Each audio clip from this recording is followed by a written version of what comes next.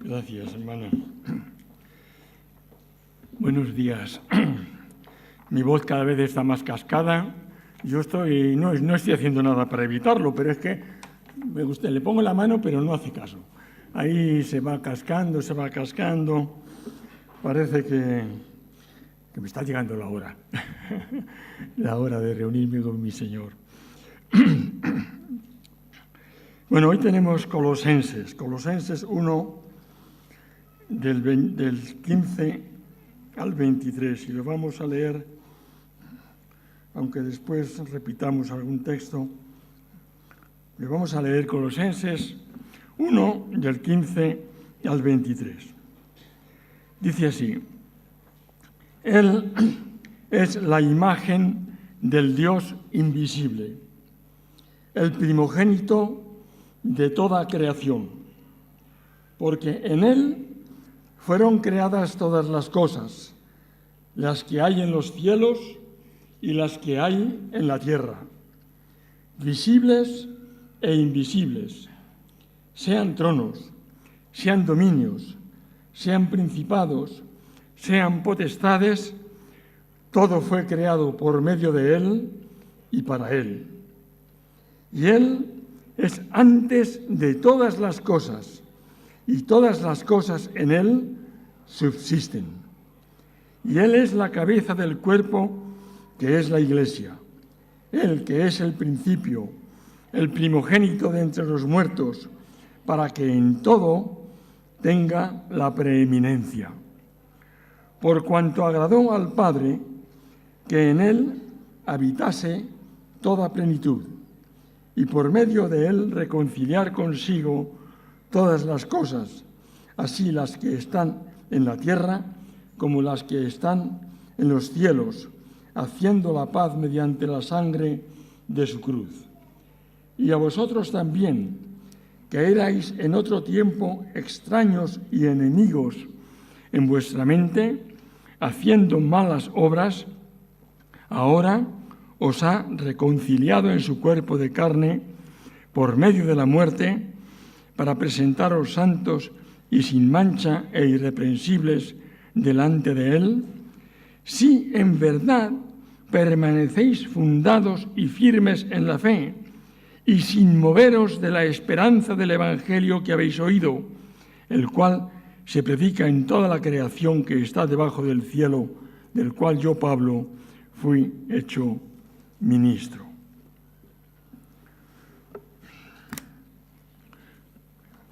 Gracias.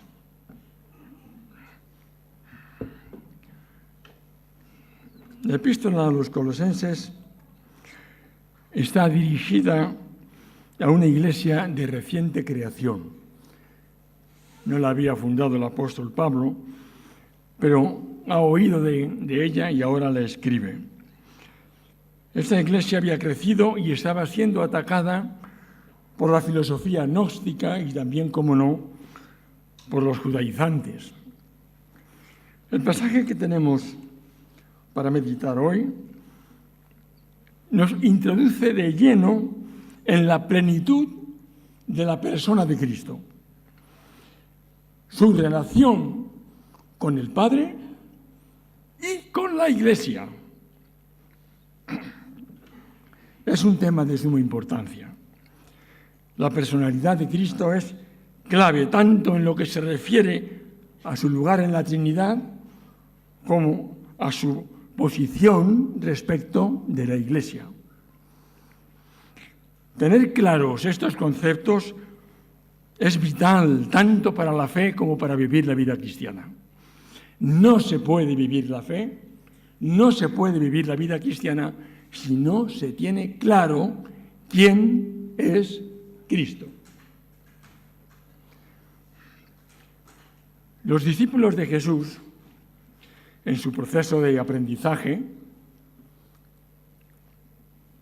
y por boca de Felipe, mostraron su necesidad de saber, tenían necesidad de saber, y pidieron al Señor Jesús que les mostrara al Padre, pues entendían que el Padre era la máxima autoridad divina.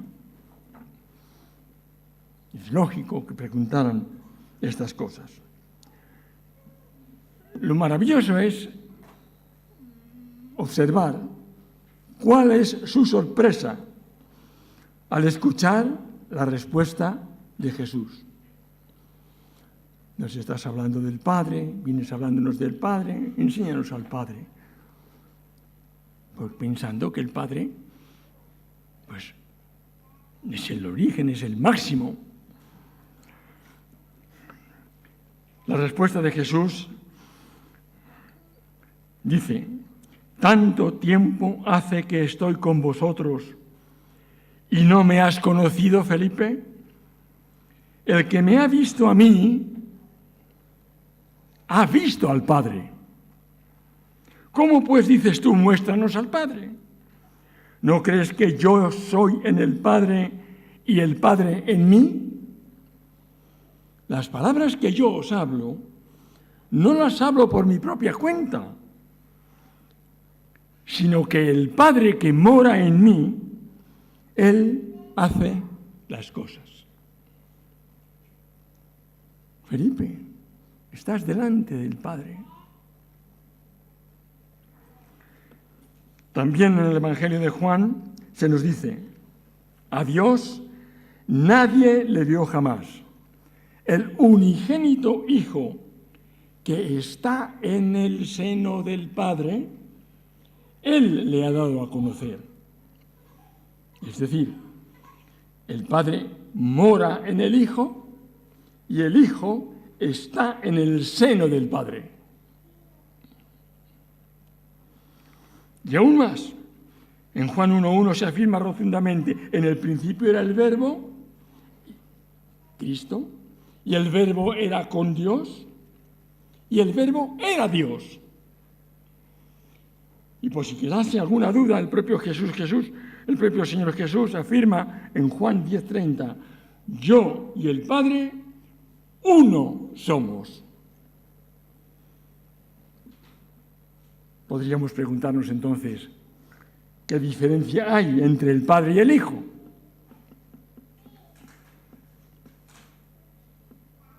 ¿Qué diferencia hay? La primera expresión que tenemos en el pasaje que hemos leído dice: el cual, Cristo, es la imagen del Dios invisible.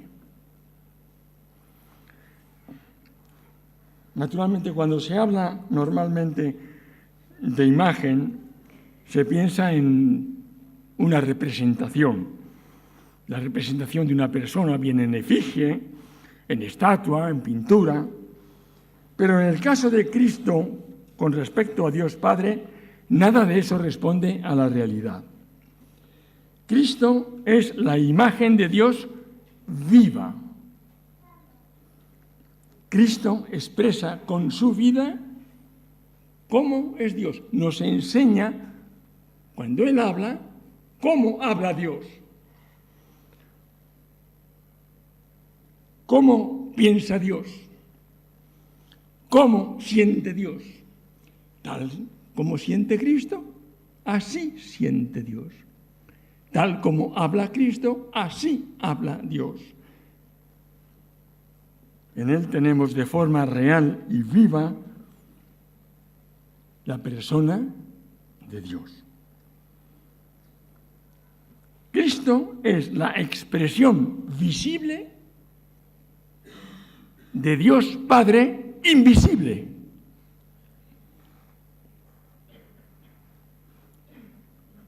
¿Quieres ver a Dios?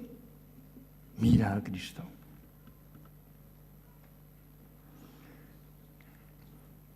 Y también dice la Escritura que es el primogénito de toda creación. Y el unigénito, el único, es decir, el Dios Padre mismo hecho visible. Solo Cristo es unigénito, solo Cristo es primogénito, solo Cristo es imagen de Dios. De Dios surge Cristo como una expresión visible. Como se ha dicho repetidamente y lo enseña la palabra de Dios, en Cristo se ha manifestado en el mundo y ha entrado en el mundo de forma visible el Dios eterno invisible. Tú estás mirando a Cristo y estás contemplando a Dios.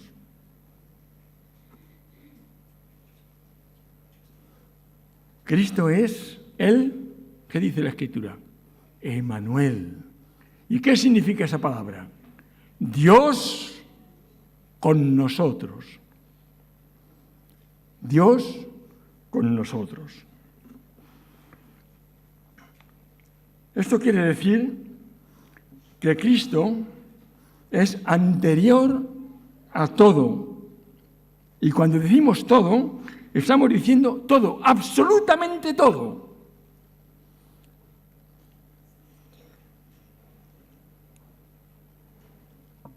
No es el primero de una creación, no. Es anterior a la creación.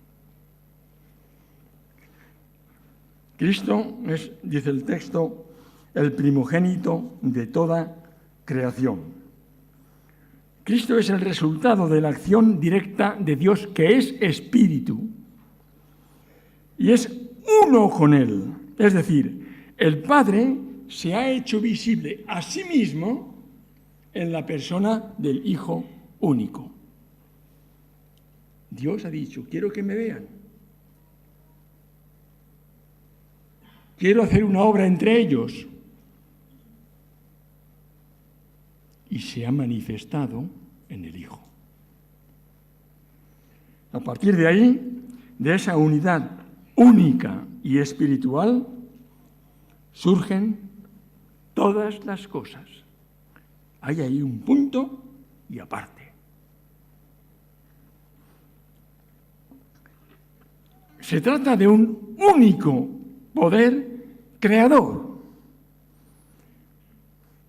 No hay diversos poderes como enseña el gnosticismo. Dios por un lado, Cristo por otro, el Espíritu Santo por otro y quién sabe por otro. No. Hay un solo poder. El Señor Jesús lo explicó así a sus discípulos. Cuando venga el Espíritu de verdad, Él os guiará a toda la verdad. Porque no hablará por su propia cuenta.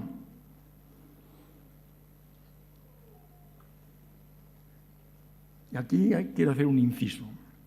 Después volvemos al texto. No hablará por su propia cuenta. Mira, solo hay una voz en la Trinidad. No hay tres voces que dicen cada uno lo que piensa.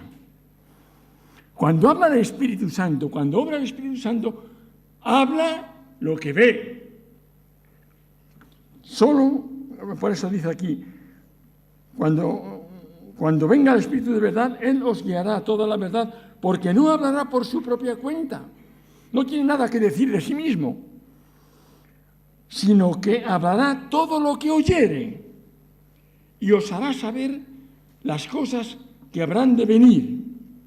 Él me glorificará porque tomará de lo mío y os lo hará saber. Todo lo que tiene el Padre es mío. Por eso dije que tomará de lo mío y os lo hará saber. Me hubiera gustado pararme esta mañana, pero no lo voy a hacer, en este hecho de que solo hay una voz en la Trinidad. Es una cosa tremenda. No habla Dios por un lado, Cristo por otro y el Espíritu Santo por otro. Y esto es muy importante. Una voz. Que Dios Espíritu invisible se haga visible en Cristo es algo que queda dentro de la propia capacidad y personalidad de Dios Todopoderoso. Es algo que solo Dios puede hacer.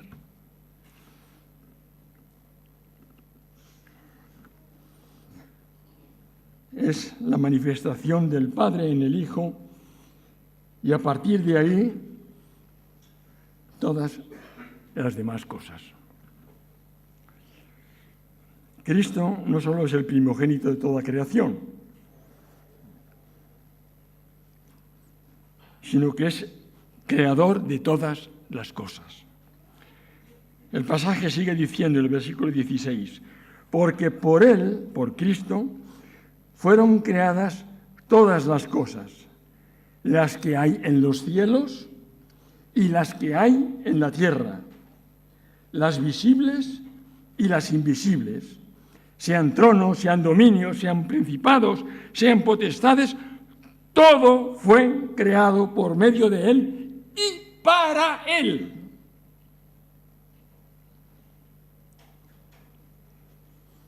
El texto no puede ser más claro.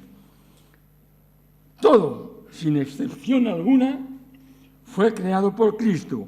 Y dice que fue creado por Él y para Él.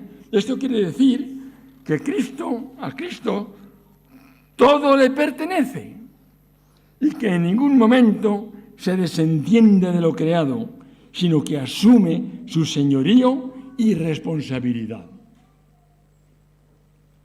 El texto dice que Él es antes de todas las cosas y todas las cosas tienen consistencia en Él, es decir, subsisten conjuntamente. O como dice Hebreos, Cristo es el que sustenta todas las cosas con la palabra de su poder. Él lo crea y Él lo sustenta.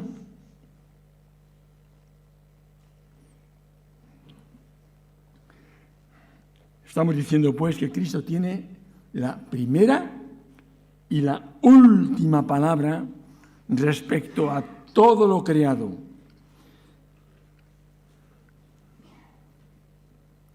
También sabemos que Cristo ya se ha pronunciado al respecto de todo ello. Esta creación, y con ella muchos de los seres creados, y a causa de su rebelión, del pecado, tienen fecha de caducidad. Él lo ha creado y Él lo termina. Porque es el Señor.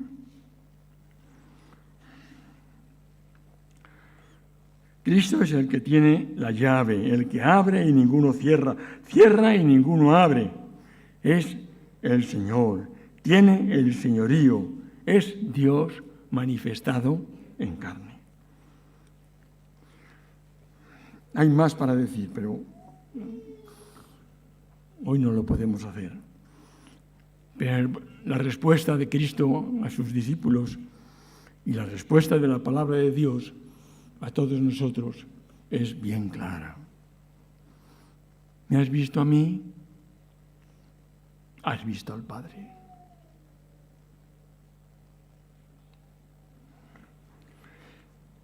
A partir del versículo 18 tenemos Cristo en relación con su iglesia. Dice, Él, Cristo, es la cabeza del cuerpo que es la iglesia. No solamente es el creador de todas las cosas, sino que además es la cabeza del cuerpo que es la iglesia. El apóstol Pablo emplea mucho la figura del cuerpo para designar al conjunto de los creyentes reunidos en la iglesia. La iglesia es un cuerpo compuesto de muchos y de diversos miembros con diferentes funciones, con diferentes dones. Pues bien, este cuerpo coordinado y bien estructurado tiene una cabeza que lo vitaliza y lo dirige. Es Cristo.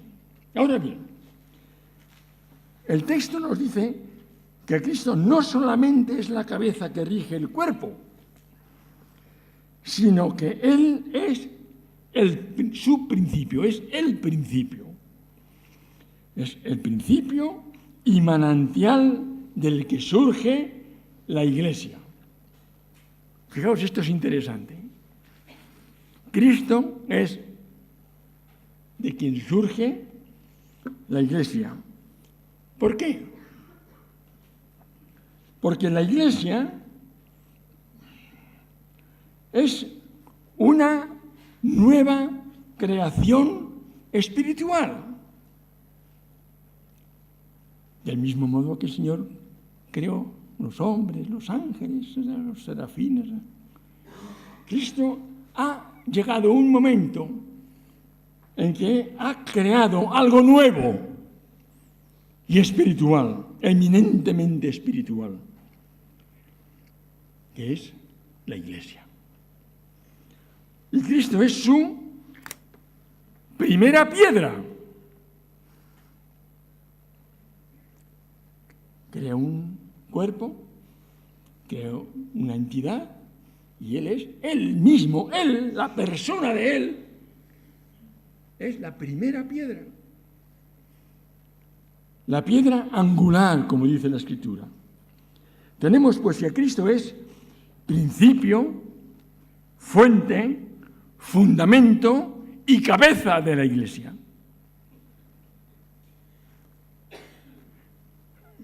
No ha venido cuando la Iglesia está formada y Él se establece como cabeza. No.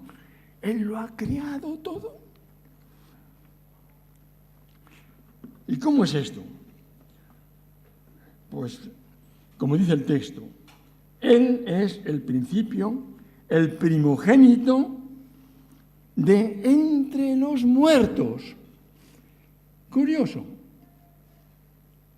La Iglesia está formada de resucitados. Cristo es el primer resucitado a una nueva vida espiritual libre de muerte eterna. Cristo venció y mató a la muerte, y en Cristo todo aquel que cree en Él es igualmente resucitado a esa nueva vida en Cristo. Cristo, con su resurrección, está levantando un ejército de resucitados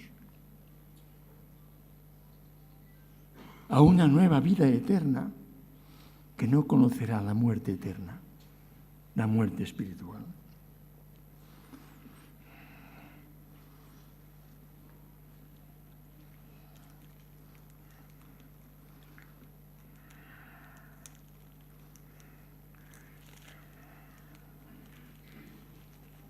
Cristo venció y mató a la muerte. Y en Cristo todo aquel que cree en Él es igualmente resucitado a una nueva vida en el Espíritu. Eso es así para que, dice el texto que hemos leído, para que en todo tenga la preeminencia. Fijaos la personalidad de Cristo. Todo, absolutamente todo pasa por Él. Para que en todo tenga la preeminencia. Él es la vida. Él va delante. Es el principio de todo. También el primogénito de entre los muertos. Y leemos en el versículo 19, por cuanto tuvo a bien el Padre que en Él habitase toda plenitud, es decir, la totalidad del poder y atributos divinos.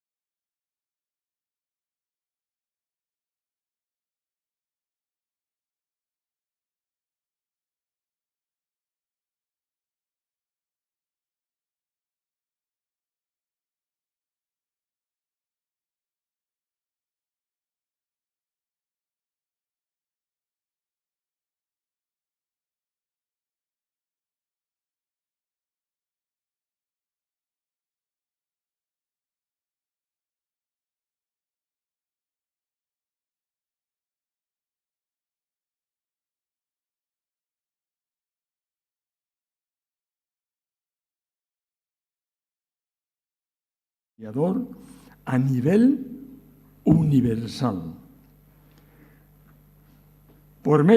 Es por medio de él que son reconciliadas consigo, con la divinidad, el eterno, el Dios eterno. Es por medio de él que son reconciliadas consigo todas las cosas. Hay atención a lo que dice aquí. Así las que están en la tierra como las que están en los cielos, haciendo la paz mediante la sangre de su cruz. Fijaos la importancia que tiene el pecado, porque con la aparición del pecado apareció también el conflicto tanto en la tierra como en los cielos. La paga del pecado es muerte, dice la Escritura, y la muerte entró por causa del pecado, trayendo desorden y caos, no solo en la tierra, universal. Es Cristo quien, mediante el derramamiento de su sangre y venciendo la muerte, restituyó el orden y la justicia, haciendo la paz. En Efesios 1 leemos de la gracia de Dios que hizo sobreabundar para con nosotros en toda sabiduría e inteligencia, dándonos a conocer el misterio de su voluntad, según su beneplácito, el cual se había propuesto en sí mismo de reunir o restaurar todas las cosas en Cristo en la dispensación del cumplimiento de los tiempos, tanto las que están en los cielos como las que están en la tierra. Y aquí tenemos la razón, el porqué de una iglesia. ¿Por qué surge la iglesia? ¿Quiénes son la iglesia? ¿Quiénes somos?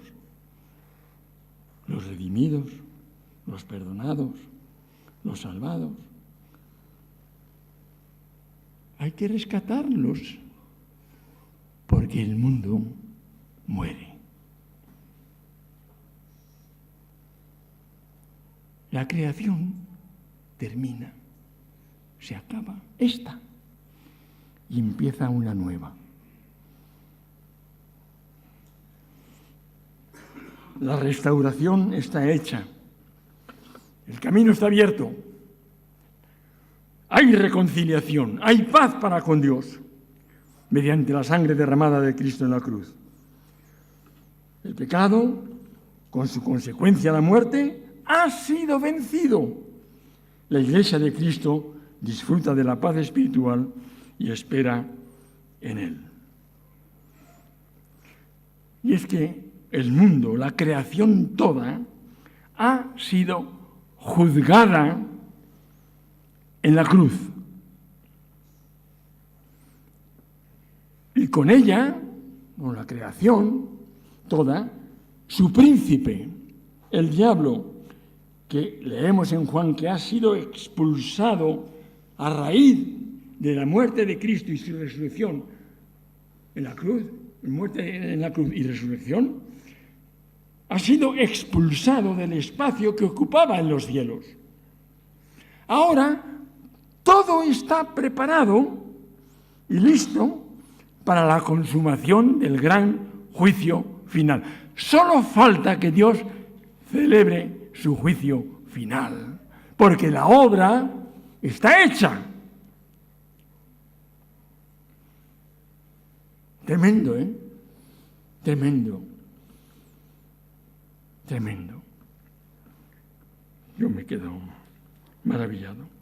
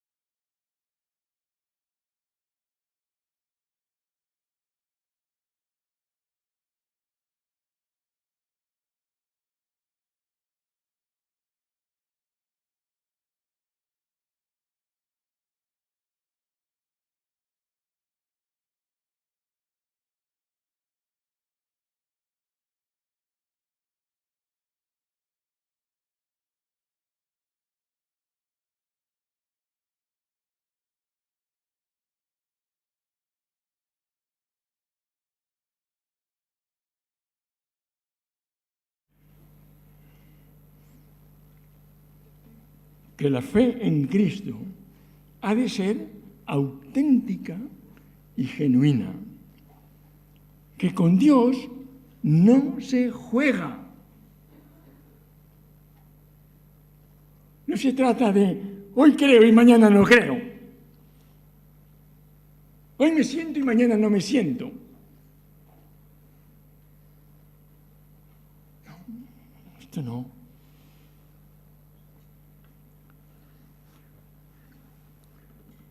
Dios sabe lo que hay en el corazón. Y cuando Él admite una confesión, es para siempre.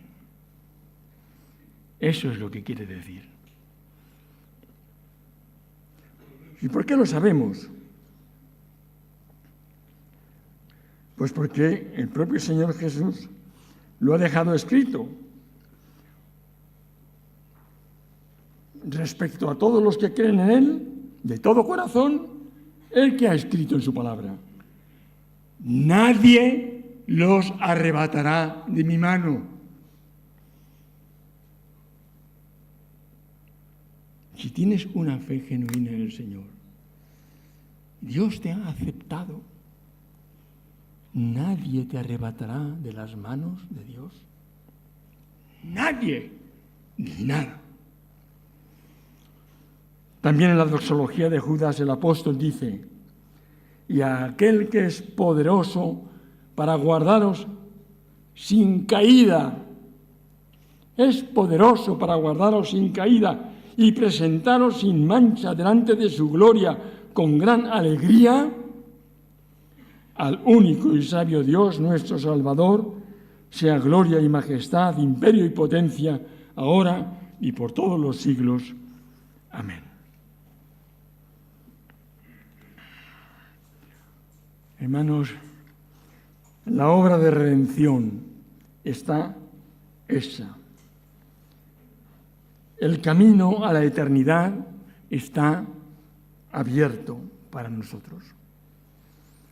La Iglesia está en marcha.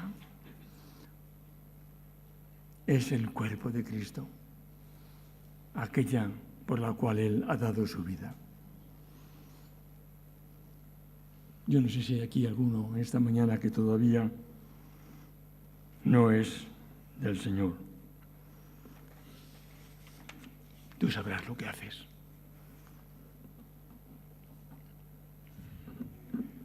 Yo lo único que te quiero decir es preguntar: ¿quieres creer?